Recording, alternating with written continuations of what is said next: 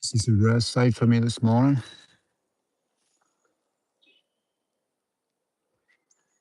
It's an angle I've never seen a heron before. Well, look at that. So big.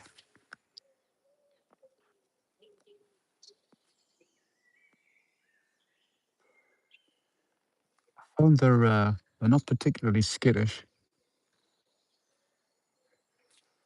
Do they have any predators? I mean, any big hawks or anything take them?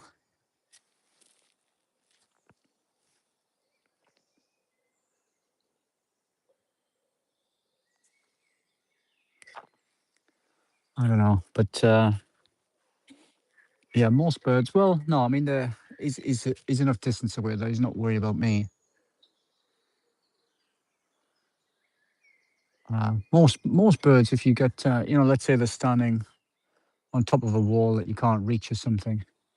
If you get close enough and if you stare at them, they'll move. They feel your presence and they think something's going on.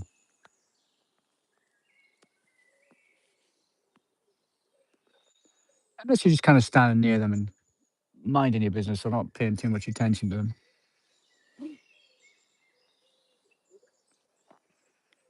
But I've got a feeling, even if this guy was lower down, he's not going to worry too much about me.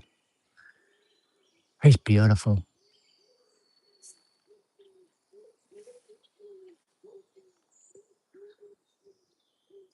That plumage, yeah, he's losing his winter coat as well.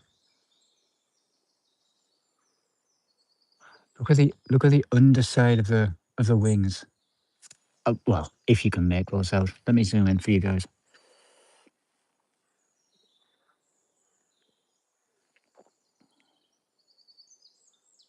See the striations of the feathers.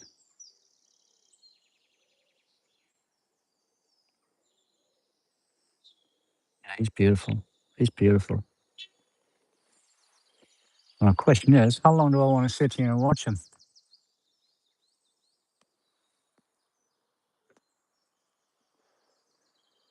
As beautiful as he is, I've seen it. He's not really doing anything. His eyes on the water. Is he going to dive? Would I be able to catch it with the camera? Could I move it, pan it fast enough?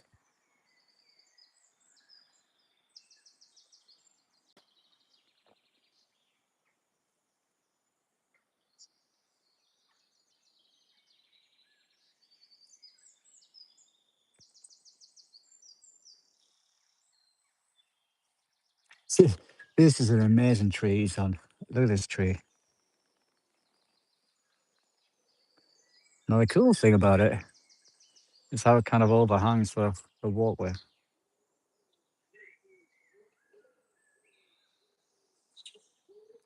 Look at that vantage point. I'm guessing you can see in the river.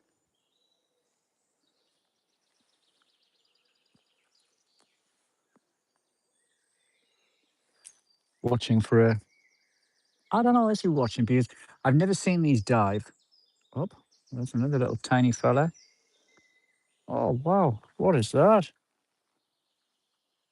That was tiny. Um, I forget what they're called, but they're like well, they're the UK's smallest bird. Britain's smallest bird.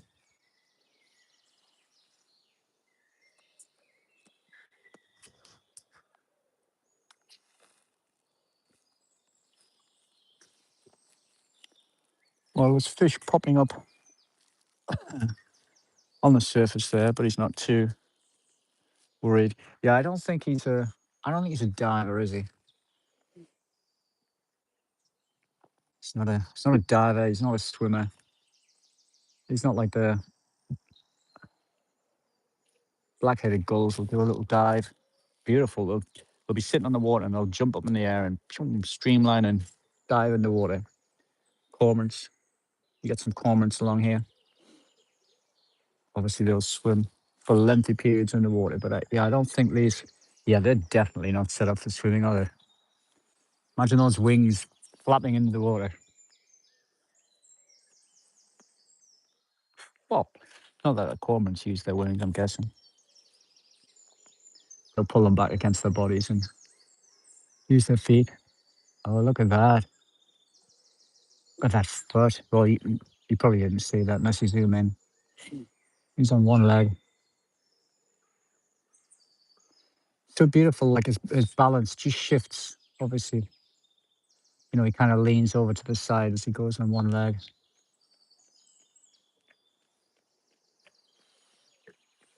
Seen the heron? What is it? Heron. Heron. Yeah. Have you not seen him before along the water? I've seen them in the water a few times. Yeah. Yeah, no, I just walked. I said, what's that? Beautiful. Incredible, yeah. I've taken a few pictures actually. They've been amazing. You're just walking around like they're in the place. Yeah. Oh, they're so like they're not bothered if you're in the presence or anything. You know, I was walking along the bank and there was one there, and I walked past. He didn't move, and I just sat next to him, and he didn't move. He looked at me, but he's like, "Yeah, you're not a threat to me."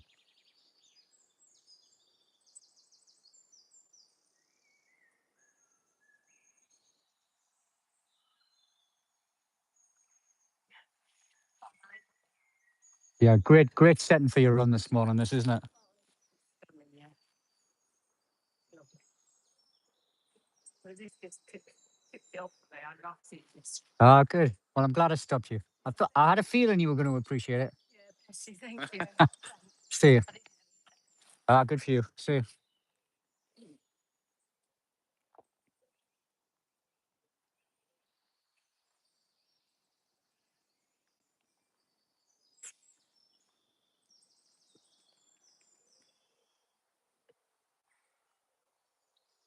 What a beauty. Are you looking at me? You think he's looking at me? His head slightly tilted off. Are you looking at me or are you looking in the bushes? Well, you're beautiful. Magnificent.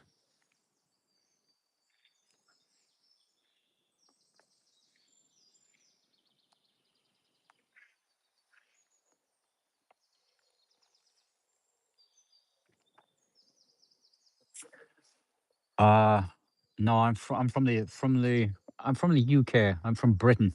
England. This is the north of England.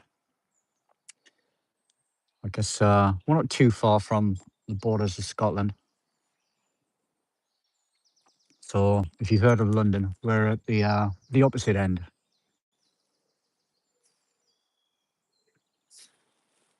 But yeah, this is a heron.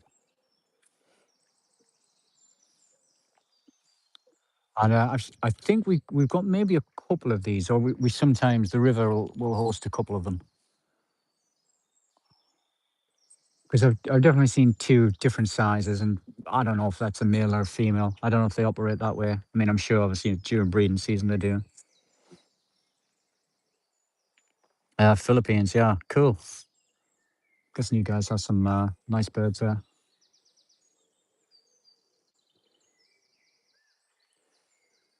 Yeah, so there's parts of the north that are like this.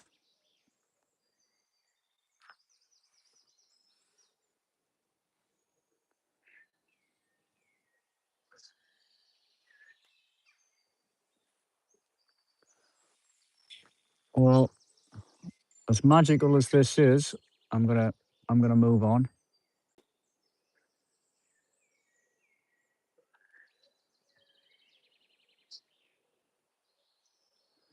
Uh, okay.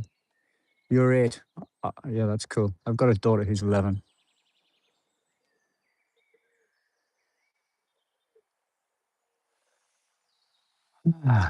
Well, as much as I would like to continue watching,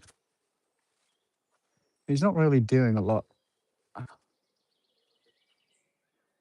And although I don't, I feel like I've got things to do. Well, there's always things to do, isn't there?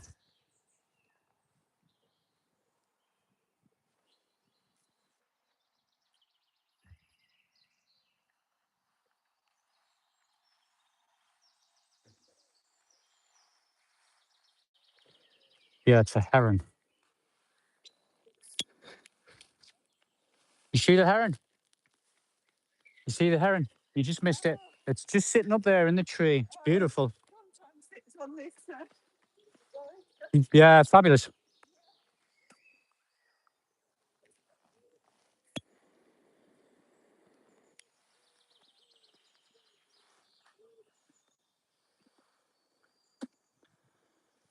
Yeah, a lot of morning joggers out. How can you blame them? You know.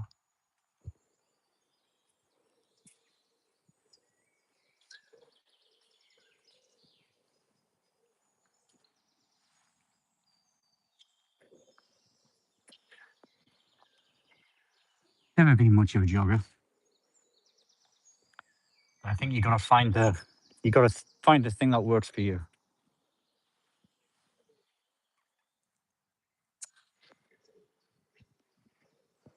Yoga's my thing. Bit slower, bit deeper.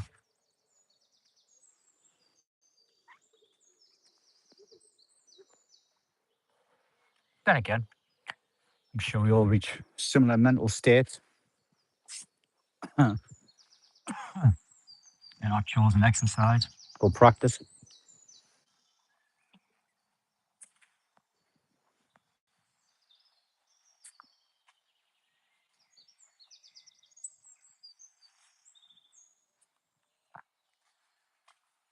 So, yeah, I think I was talking yesterday about pushing back against things. And,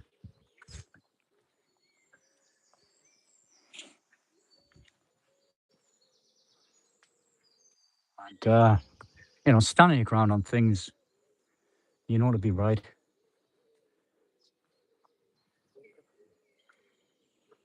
And because things went well for me yesterday, I was very happy.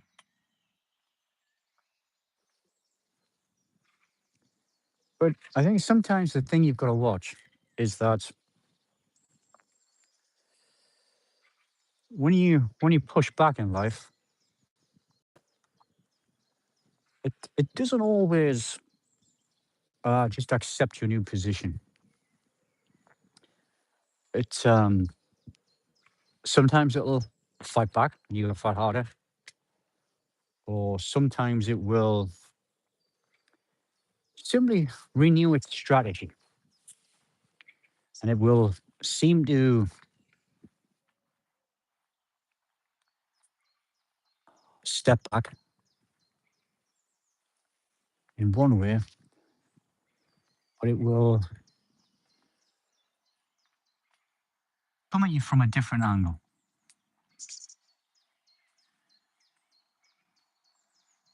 So you gotta be careful with that. You gotta be careful not to be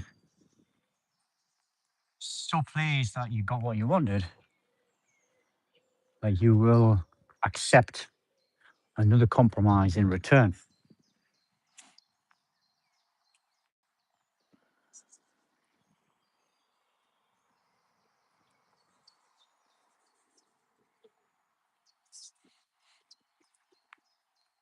Yeah, so I was happy yesterday. I kind of woke up this morning thinking about the new compromise,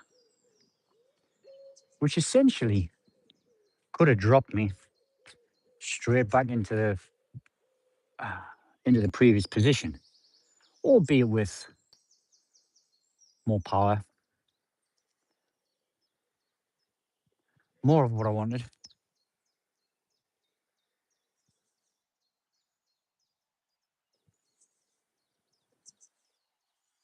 And what's the answer? Is it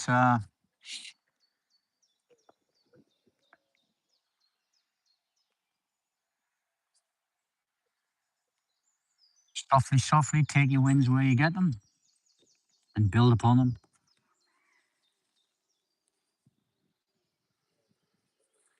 Or set your stall out each day? I think really, I think it's got to be the latter. I think we lose too much time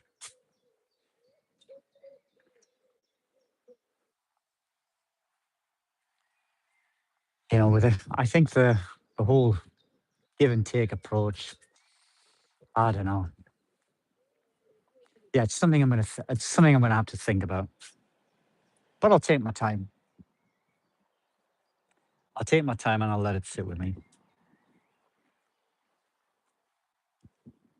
My first reaction was, okay, I got what I want, so this other thing's not so bad.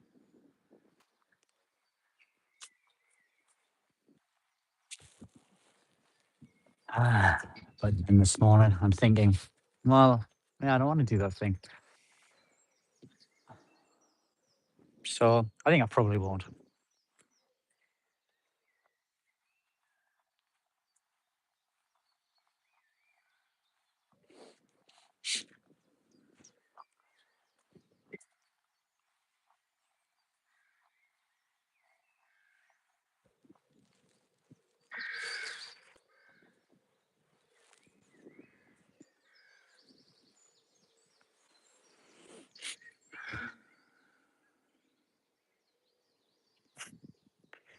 Chacha, what do you want help with? I don't think I can help you, buddy.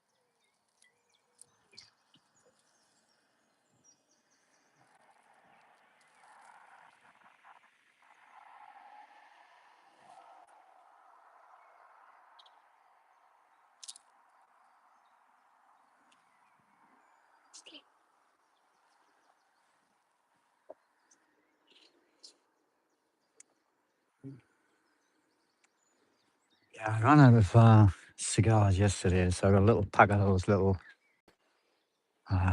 cigarillos.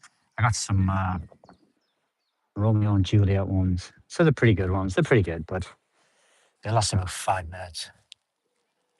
So I'm about to light up my third one already. I don't mind. It's something when I run out. New experience, and you kind of try it out and you decide if it's something you like or not.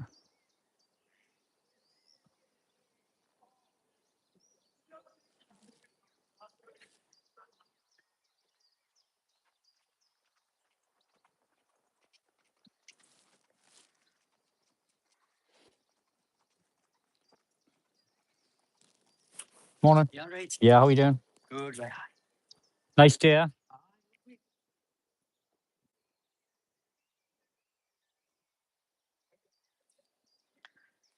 How did Bro got to place? Yeah, dude, you're not 8. What did you say? What 8? 8-year-olds don't talk like that.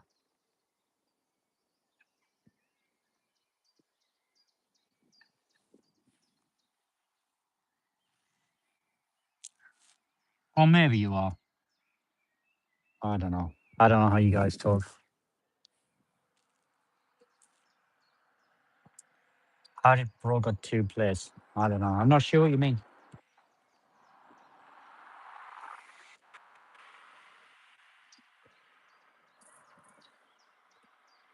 Yeah, well,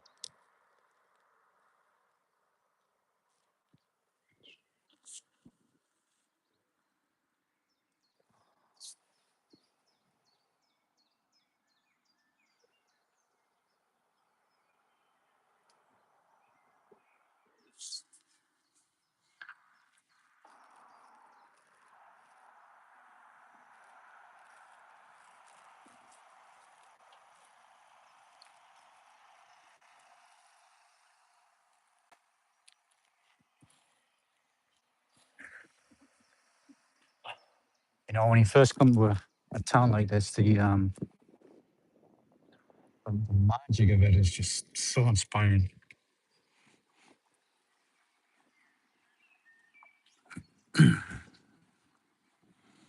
And after a little while, I guess it kind of wears off. But if you pay attention, it begins to become even more magical. There's a lot of old buildings here, some beautiful old architecture. Sometimes I imagine how it must have been, 100 years ago. Or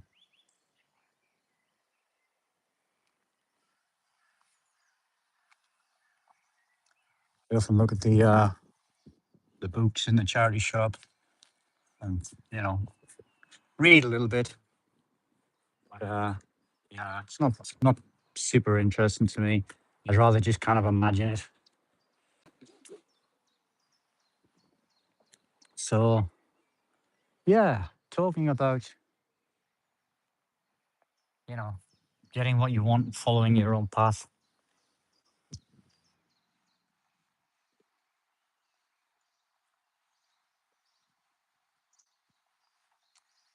Sometimes people will try to make their needs and requirements your needs and requirements.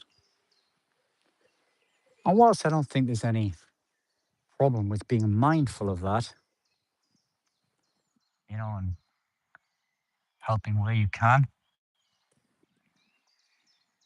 I think you got to be careful not to let them become your requirements and not to let people put their responsibilities onto you because they are their responsibilities. You have your own, and you know you have to fulfill them or not.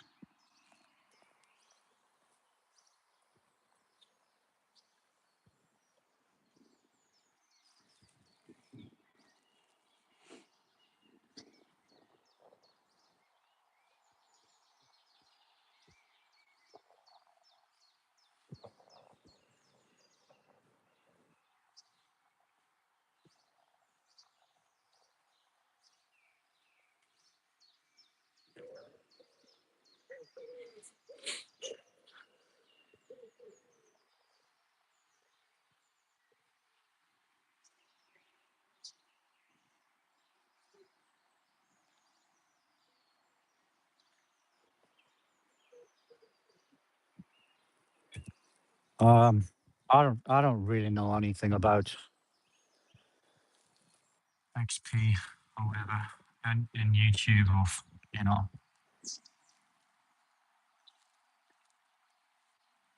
So yeah, I'm not too sure. If I was you, I wouldn't even worry about it. Do your thing. Don't worry about what anybody else is doing. Don't strive to be something for the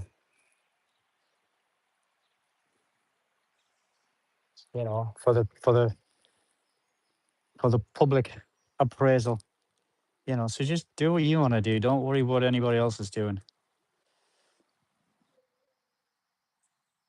Yeah. So this kid's worried that the other guy's the top fan or something on the page. Yeah, I don't know. There's nobody really watching this anyway at the moment, so I wouldn't worry about it. If you're competing against one other person in a very small pool. You know, if you're competing in the world and you were number one, number two, fantastic. But I wouldn't even worry about that. Even if you're number two, if you're number one in your eyes, it's fine. I'm not talking about being a bit delusional or anything. I'm just talking about work out what's important for you and do that. Forget about everybody else. I spent a large part of my life not doing certain things because I wasn't the best in the world.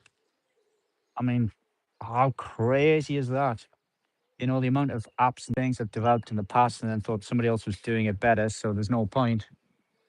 And I remember a mentor of mine back in the day was like, so what?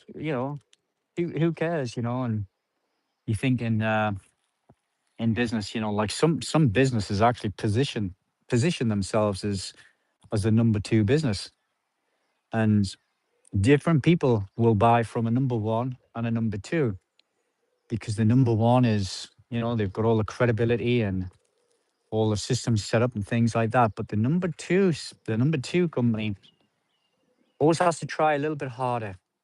They've got to be a little bit better, you know. So in some ways, you're actually getting a better service,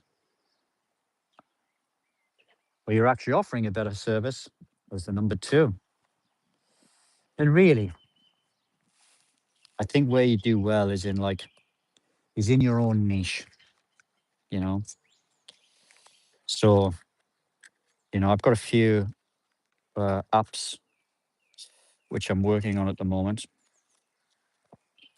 and you know, I developed it for my own purposes, but then I realized it was pretty useful, so I opened it up for public access. And then I'll create some integrations. Well, I've already created one. I'll create some integrations and get that to, you know, which will bring in more of an audience. But I looked at it and compared it to the sort of major players in the area and wondered what, you know, where mine ranked, where mine sat. And for something I just kind of developed myself, it's probably way up there in terms of functionality and stuff. But even then, I'm not too worried about um, I'm not too worried about how many people actually use the thing. I mean, obviously, the more I use it, the more revenue. But I tend not to build that way. I tend to just, for me, you know, I like building systems, and I like building systems that work and work well and are beautiful and intuitive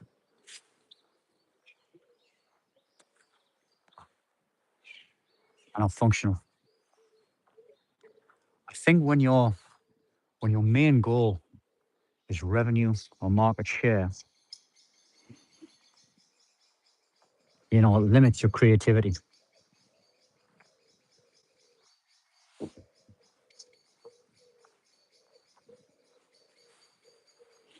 And of course it does.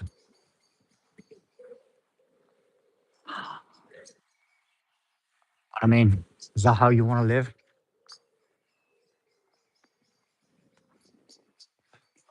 Chasing the money, approval, or loyalty of other people? You know, if you ask me, that's a life wasted.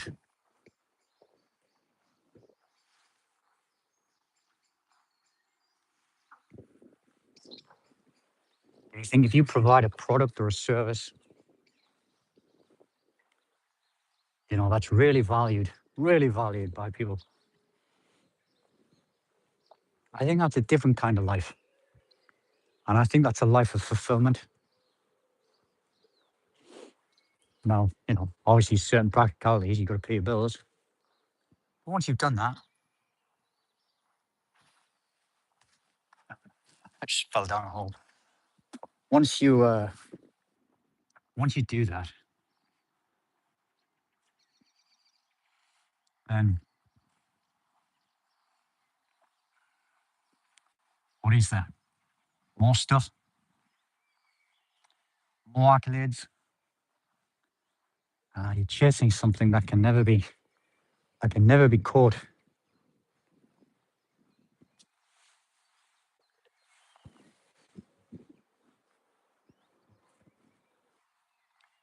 You got to catch yourself.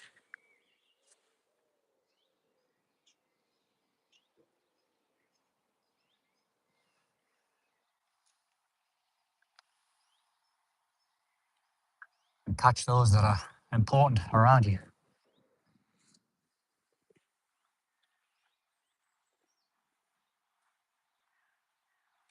I think that's an important thing, isn't it? It's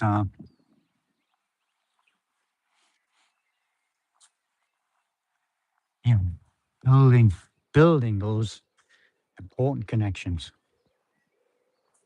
building upon them. I think connections are everything. You know, anybody chasing wealth, popularity,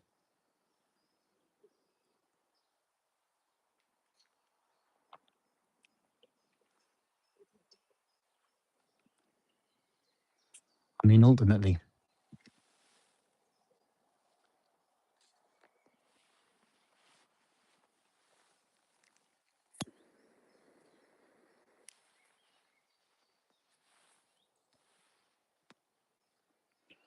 you're chasing those from a position of lacking.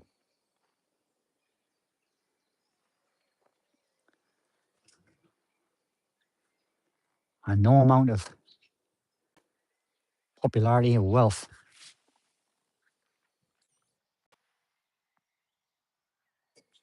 is ever going to fix that.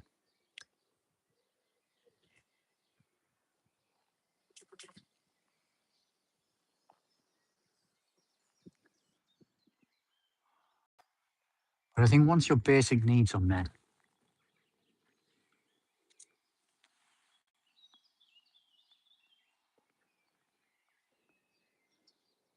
I think once you're comfortable, because I mean, meeting basic needs is one thing, but that means more than just paying your bills. Looking on the whole Maslow's hierarchy of needs, all that kind of stuff, right up to the top, I guess, of self-actualization.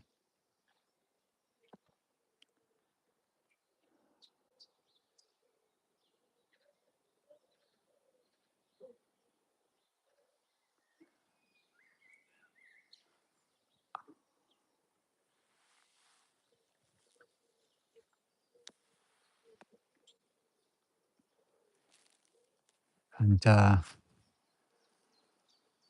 what's the premise of that pyramid? Is it that you can't reach the top without everything on the bottom? Maybe. But I think you probably can. You probably need a certain number of, or certain combination of those components. Or maybe you can't. I don't know. But let's say you were the last man on earth. Great show, by the way, if you haven't seen it. I saw it a while ago.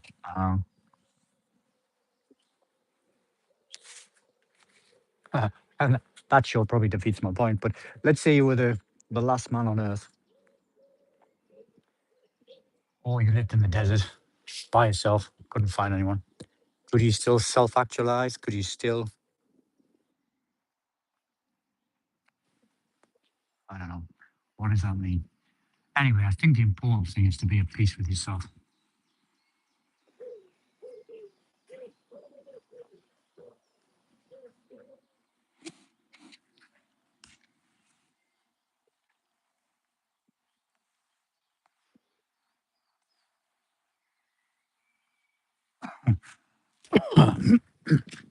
Excuse me.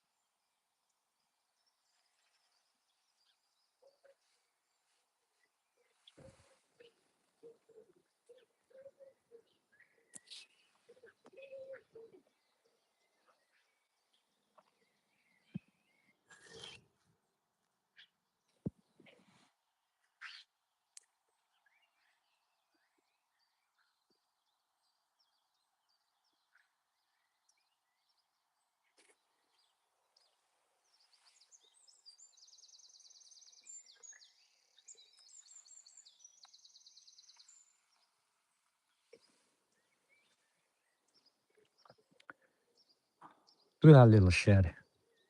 How beautiful is that?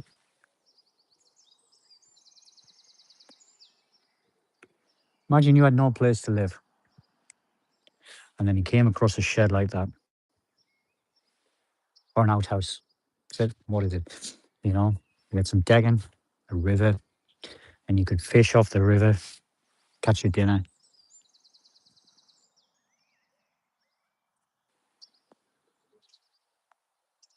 Beautiful.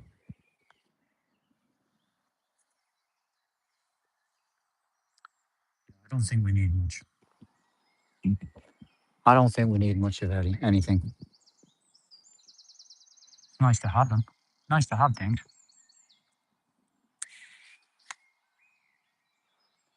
But it depends, you know, like this morning, the phrase from the Fight Club movie, the things you own end up owning you. And they do.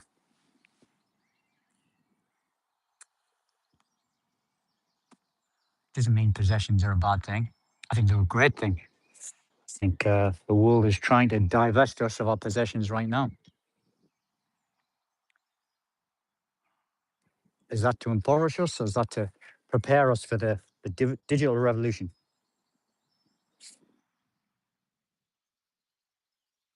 Hmm.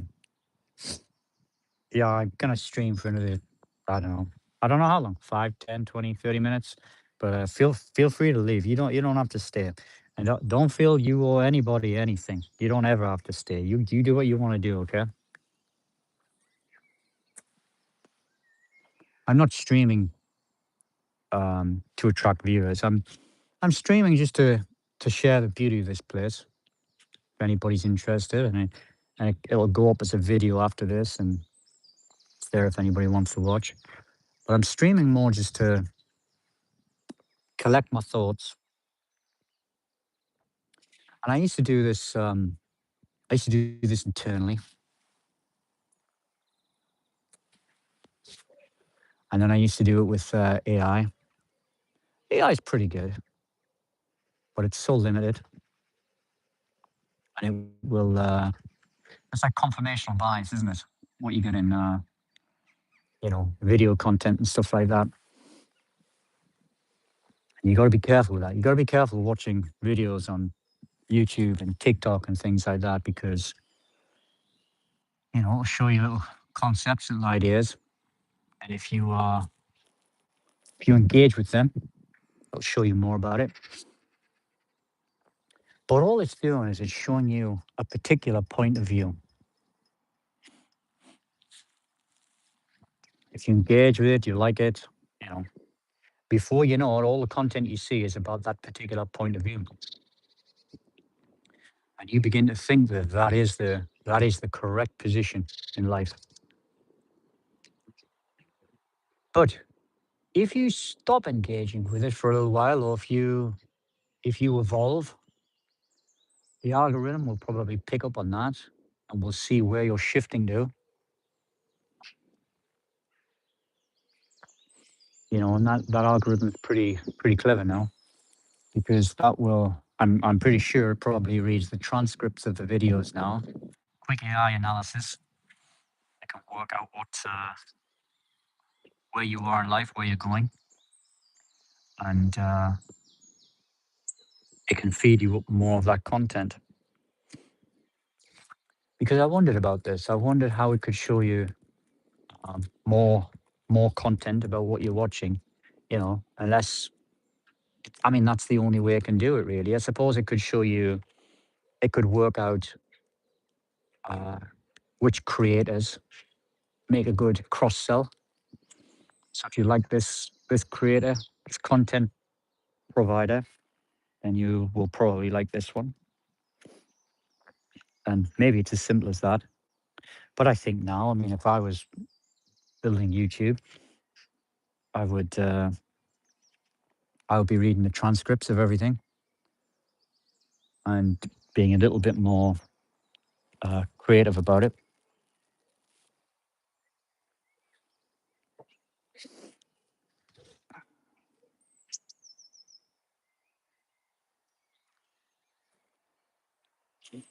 Yeah, it's nearly 2 a.m. Well, you should be if you are it, you should be in bed. You should be asleep.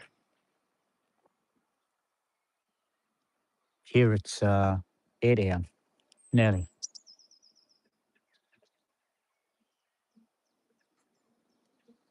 I think anybody should be asleep at 2 a.m. unless you're working on a night shift or you're being out having fun or you're walking in the night. You well, I mean, maybe you could go out at that time, but probably not advisable.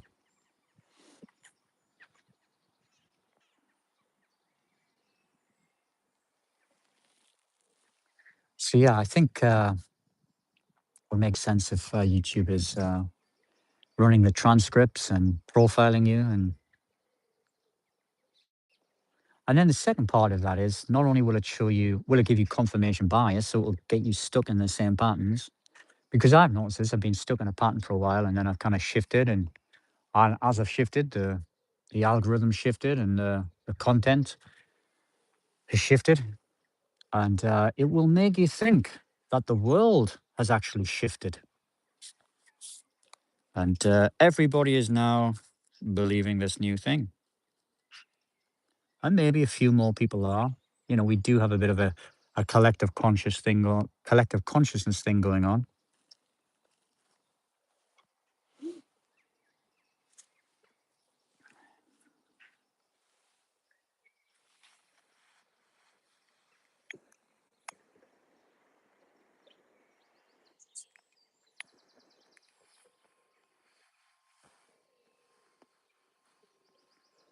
But I think largely the world goes on. And the world can be as you make it. I think a lot of people talk about manifestation, how you can imagine something or, you know, intentionally think something into being. I don't think that's well, it could be, but I think a part of it is just your perspective. It's all about perspective. I remember in one of my early lectures, and the professor at the front was he was talking. I mean, to be honest, it was nothing about the subject, or maybe it was. Maybe it's about every subject. But he was talking about how you could walk around London with the wrong map, and you wouldn't get anywhere. But if you got the correct map, you quickly find your destination. And I think that's how perspective works. If you have the right perspective, and the things you want start to happen.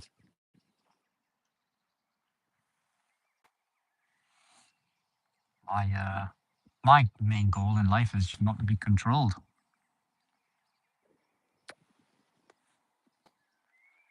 I follow my own path and do what I think is important.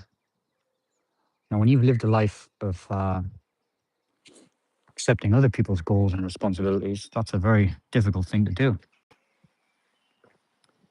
But hopefully, you'll get to a point in your life where you realize that's the wrong path, and you you begin to realize that your path is the one that's important.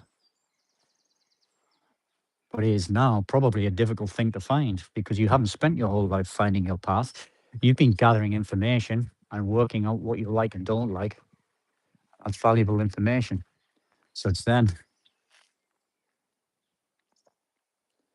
down to you to implement that.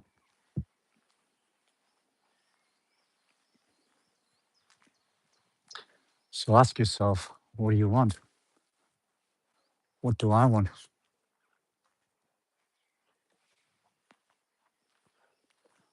I don't really know yet. Maybe when I grow up, I'll know. I know some things I want, some things I don't want. But maybe just to be a human being. What's that song? That hero song. Um, ah, it'll come to me. But I think there's a lyric in there, something about being a real human. That's what I want. To be a real human, a real boy.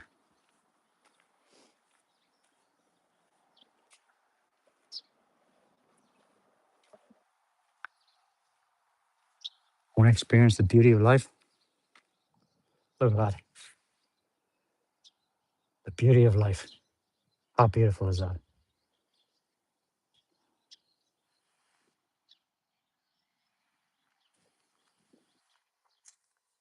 We walk around searching or mimicking beauty. There's no need. It's everywhere.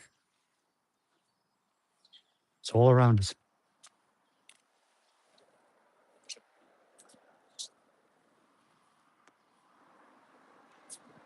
People who don't think they're beautiful and try and make themselves beautiful, they're already beautiful. You may not want to interact with them all because they don't know it. They don't know how beautiful they are.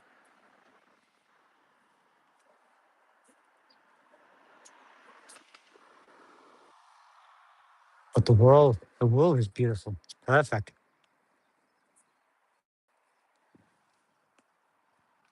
Look at this guy.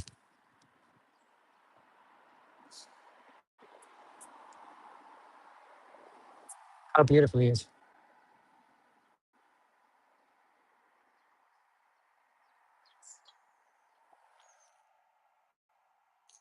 What's he thinking right now? Anything? Nothing?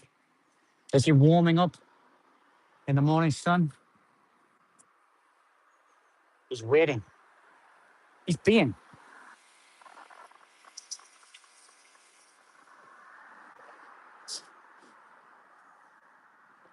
Look at this archway.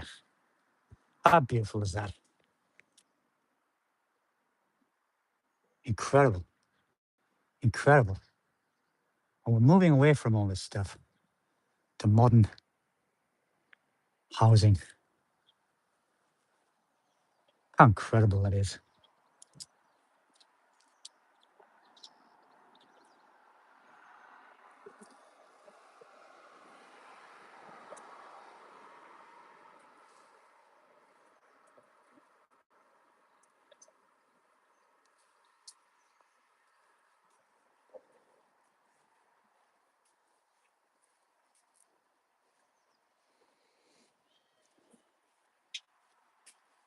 We're all fascinated by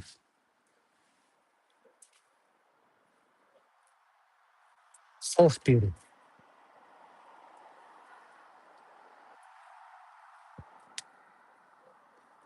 surface beauty. You sometimes get birds who are trying to attract a mate, and they'll pick up all the feathers and things and stick it in their own coat to try and attract a female. Wow, what a sad thing to do.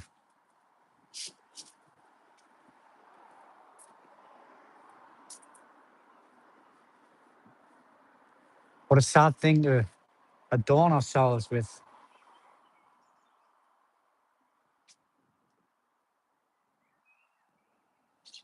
things that aren't ours.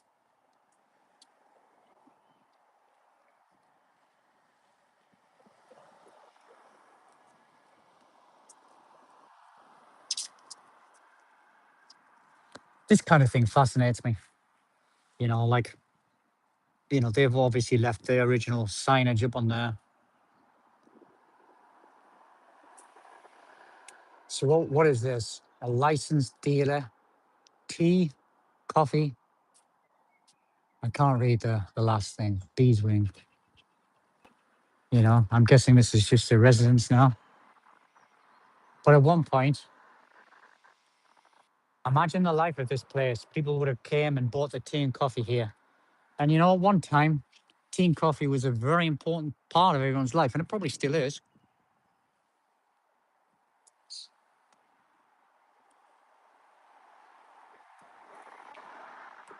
But at one time, when we didn't have so many alternative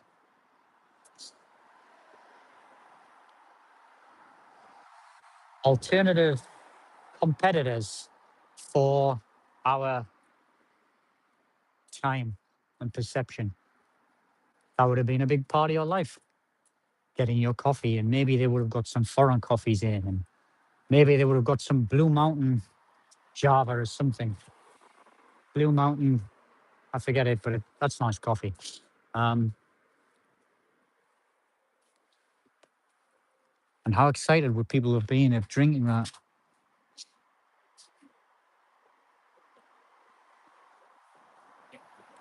Big part of your life, and people would have got together and drank a coffee and appreciated its beautiful taste.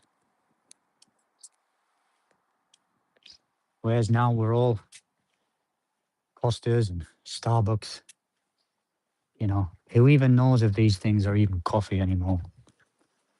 Milk's not milk. It's full of chemicals. They're don't they now in a lot of things? Like didn't they find recently in chocolate and some of the major brands that they actually remove the milk from the milk. No, they remove the fat or the cream from the milk, and they replace that with palm oil or something. And that is yeah,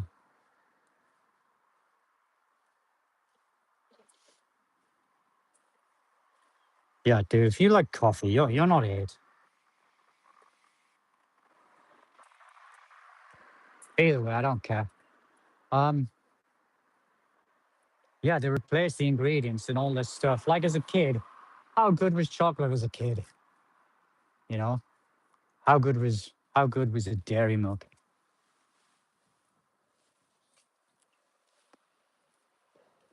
How good was the milk that they delivered to your doorstep when supermarkets came in?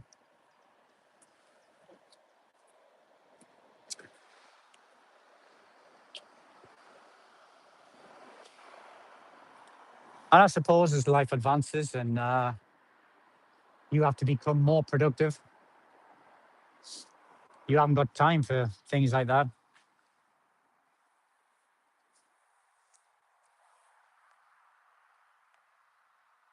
Because what are you talking about here? You're talking about the collection of wealth, the concentration of wealth and power. And you had previously you have the various revolutions and um, revolutions. Is that the right term? But when different industries and yeah, we're talking about that, the digital revolution.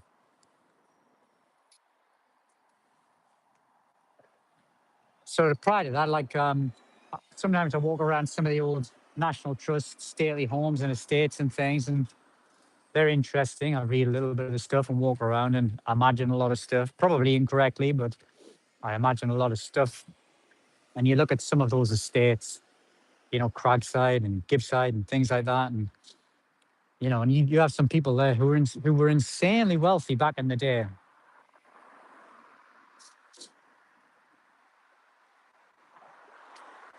and maybe there were fewer people,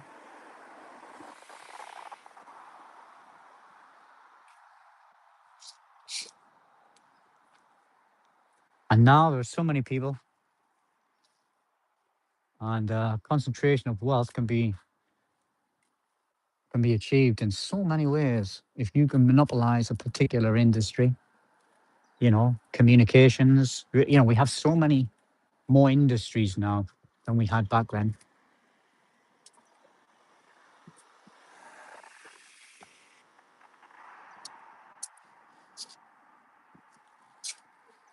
And if you live a mainstream life,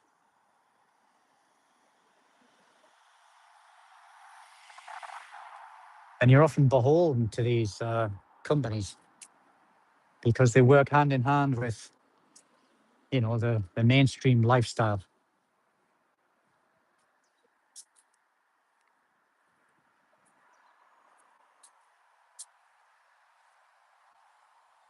Anyway, I think that's enough waffling for today.